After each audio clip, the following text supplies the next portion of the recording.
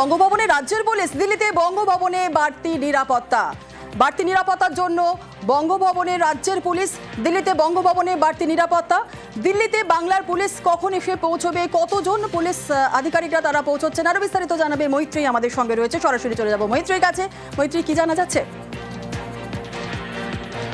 দেখো, এখনো পর্যন্ত যেটা জানা যাচ্ছে যে ডিএসপি পদমর্যাদার একজন আধিকারিক সহ মোট 22 জন পুলিশ কর্মী তারা দিল্লির পথে রওনা হয়ে গিয়েছেন।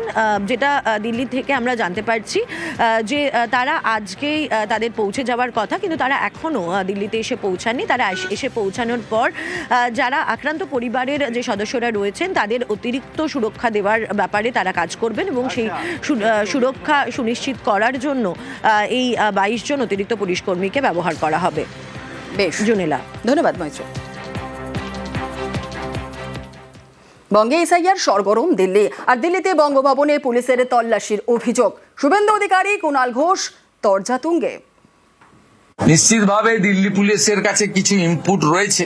আনসারুল বাংলার লোকেরা মুর্শিদাবাদের হরিহরপাড়ায় যদি থাকতে পারে, কাশ্মীরের জঙ্গি যদি ক্যানিং এ থাকতে পারে, পিএফআই সিমিল লোকেদের সঙ্গে তৃণমূলের সম্পর্ক থাকতে পারে, সেক্ষেত্রে তারা খোঁজ খবর তল্লাশি তো রাখবে। দিল্লির মতো হাই প্রোফাইল জায়গায় জাতীয় সুরক্ষা সবচেয়ে আগে। আমার মনে হয় মুখ্যমন্ত্রীর এই উস্কানি না দিয়ে দিল্লি পুলিশকে সহযোগিতা করা উচিত।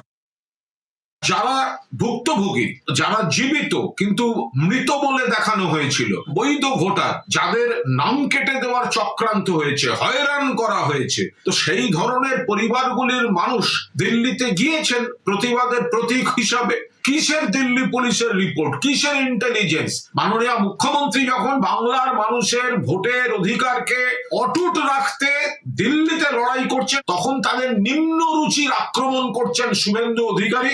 মমতা বন্দ্যোপাধ্যায় দিল্লিতে রয়েছেন এবং তাতে দিশাহারা হয়ে গিয়ে বিজেপি এই ভুক্তভোগী পরিবারগুলোকে, শহীদ পরিবারগুলোকে অপমান করতে নেমেছে।